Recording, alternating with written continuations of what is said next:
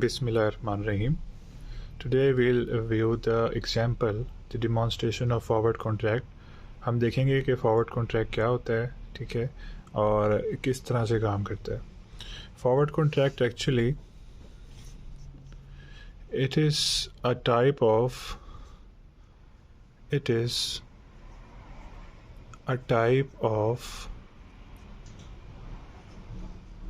a derivative. ये एक derivative होता है. डेरिवेटिव टेक्निक की एक काइंड है, एक टाइप है, ठीक है. और क्या करती है ये टेक्निक? यूज्ड फॉर हेजिंग के लिए इस्तेमाल होती है. ये हेजिंग का मतलब है बाड़ लगाना, जो इसका उर्दू में मतलब होता है हेजिंग का बाड़ लगाना.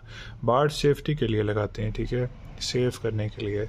और हेजिंग सेव करने का मतलब ये है कि आपने फ्यूचर में जो फ्लक्चुएशंस हैं अपनी प्राइस की, करेंसी की, कमोडिटीज़ की जो प्राइसेस में फ्लक्चुएशंस हैं, तो आपने उसका काउंटर अटैक करने के लिए हेजिंग करनी होती है.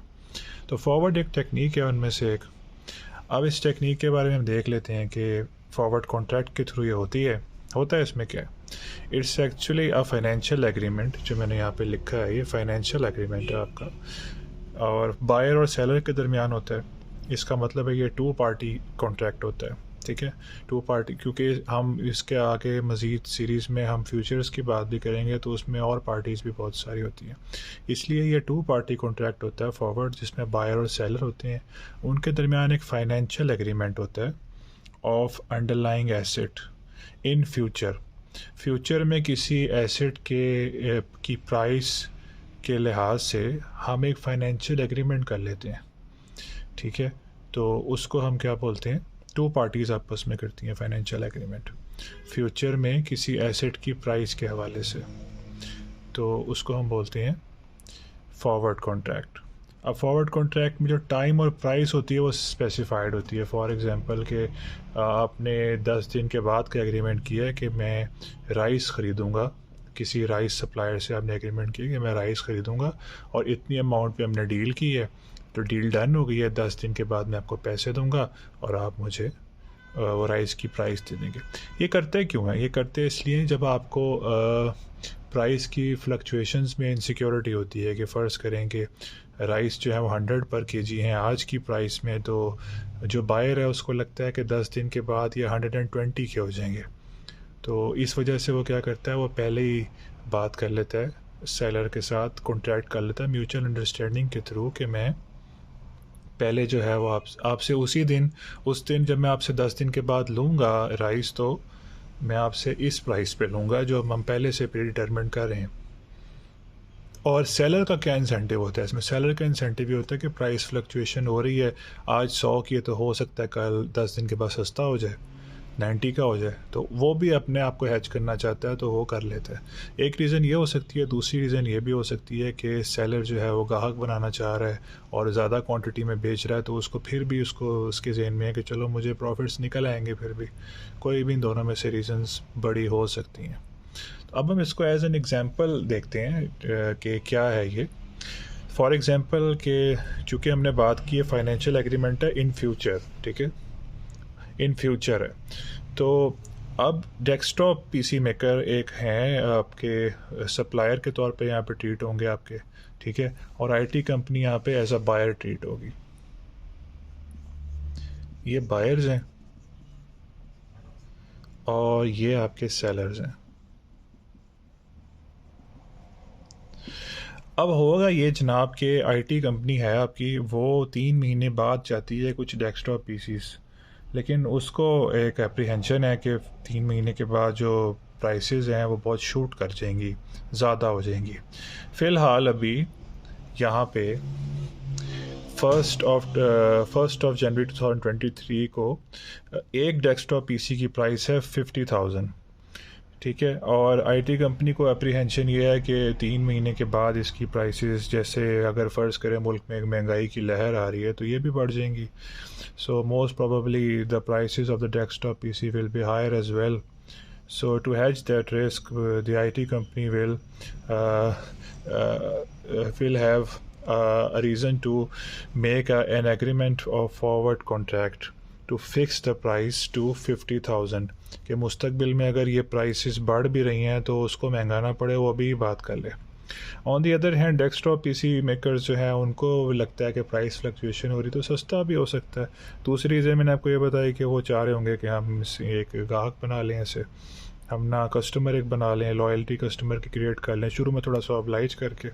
तो वो क्या करते हैं, वो इनके साथ कॉन्ट्रैक्ट कर लेते हैं जनाब के 3 महीने के बाद, जो फर्स्ट आपकी अप्रैल होगी 2023 को, तो 6 पीसीज़ का ऑर्डर है, 6 पीसीज़ का पर्सनल कंप्यूटर्स का, वो 50,000 के रेट पे, जो कि आपके 300,000 बनते हैं। 6 इंटू 50,000 300,000 बनते हैं, 300,000 PKR। इस रेट पे वो आईटी कंपनी को इस डेट पे डिलीवर कर देंगे पीसीज़। तो अब यही है कि जब वो टाइम आएगा उसको तो वो डिलीवर कर देंगे उसको 3 महीने के बाद। जब आपका टाइम आ जाएगा, ये वाला 3 महीने गुजर जाएंगे, तो पीसी डेस्कटॉप पीसी मेकर्स जो हैं वो आईटी कंपनी को डिलीवर कर देंगे और इससे आपका जो फॉरवर्ड कॉन्ट्रैक्ट है वो पूरा हो जाएगा, ठीक है, सेटल हो जाएगा। तो सेटल ऐसे होगा आपका, ठीक है। सेटलमेंट का हमें पता चल गया कि एक इस तरह से सेटल हो सकता है। दूसरी तरह भी सेटल हो सकता है, वो ऐसे कि फ़र्ज़ करें कि आप डेस्कटॉप पीसी मेकर्स जो हैं वो रेट अगर बढ़ जाते हैं, कल को 60,000 का हो जाता है एक पीसी, तो वो मना कर दें 3 महीने के बाद, वो कहें जी कि हम आपको नहीं बेचना चाहते, हम आपको इसलिए नहीं बेचना चाहते क्योंकि प्राइसेस ज़्यादा हो गई हैं। एक ये रीज़न है। दूसरी रीज़न ये भी हो सकती है कि हमें कोई बहुत बड़ा बल्क में ऑर्डर आ गया, हमारे पास लिमिटेड क्वांटिटी है, तो वो जो बायर है वो बहुत बड़ा है, हम उसको नाराज़ नहीं कर सकते। हम आपको सारी की सारी जो है ना, हम आपको सेल नहीं कर रहे, आपका कितना नुकसान हो रहा है उसमें। अभी पहले 50 में था, पहले 50,000 था, तो आज की डेट में 60 का हो गया, यानी 10,000 पर पीसी आपका नुकसान हो रहा है। तो जो 10,000 का आपको नुकसान हो रहा है ना मार्केट से लेके, वो आप हमसे ले लें और आप क्या करें, आप जो है वो बाज़ार से ले लीजिए, ठीक है। हम आपको ये सब सेल नहीं कर सकते। तो इसका मतलब ये है कि इसकी जो सेटलमेंट है, इसकी जो सेटलमेंट है जो हमने बात की है, वो पहले एक तरीका उसका ये है कि वो बाय डिलीवरी हो सकती है। बाय डिलीवरी कि भाई 3 महीने के बाद एज प्री डिसाइडेड आप गुड्स डिलीवर कर दें और कॉन्ट्रैक्ट एंड हो जाएगा। बाय डिलीवरी हो सकती है, ठीक है। दूसरा पॉइंट ये है कि वो बाय कैश भी हो सकती है, कि जैसे कि अगर फ़र्ज़ करें कि जैसे मैंने बताया कि डेस्कटॉप पीसी मेकर मना कर देते हैं, हम नहीं दे रहे आपको, तो वो जितना नुकसान हो रहा है आईटी कंपनी को, तो उस कैश में उनको कंपनसेट कर दें तो उससे कॉन्ट्रैक्ट ख़त्म हो जाएगा, ठीक है। ऐसे सेटलमेंट हो सकती है। अच्छा, फ़ायदे की बात कर लेते हैं। इस कॉन्ट्रैक्ट को अगर आप देखेंगे, फ़ायदे की बात कर लेते हैं। फॉर इंस्टेंस सिनेरियो 1 देख लेते हैं। फॉर इंस्टेंस ये सिनेरियो 1 है आपका। उसमें हम ये देख लेते हैं कि जब आपकी डेट आई है 1 अप्रैल 2023, तो क्या हुआ, market price of PC, market price जो है पीसी की, मार्केट प्राइस जो है पीसी की, वो आपकी चली जाती है 55,000 की हो जाती है, ठीक है। PKR 55,000 हो जाती है। तो 50 पे बात डन हुई थी आपकी, ठीक है, तो 55 हो गई। अब 55 हो गई तो इसका मतलब है कि 6 की जो प्राइस होगी वो कितनी होगी, वो होगी 330,000 330,000 होगी, 330,000 हो जाएगी आपकी, ठीक है। तो इसका मतलब ये है, पहले तो आपकी 300,000 डिसाइड हुई थी ना, तो आईटी कंपनी को कितना सेव हुआ फिर, IT company saved how much, it saved 330 less 300,000, that will eventually 30,000, ठीक है। 30,000 की आईटी कंपनी ने सेविंग कर ली है, ठीक है। ऑन दी अदर हैंड अगर आप देख लें उल्टा सिनेरियो इसका, फॉर इंस्टेंस अगर जो है वो इसकी प्राइस 45 हो जाती, फिर क्या होता, 45 अगर इसकी प्राइस हो जाती तो फिर 45 into 6 will be 270 will be 270 will be 270। तो 270 तो फिर जो है वो उसमें किसका फ़ायदा होता?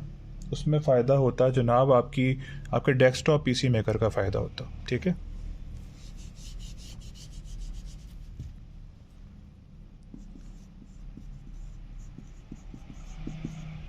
Desktop PC maker,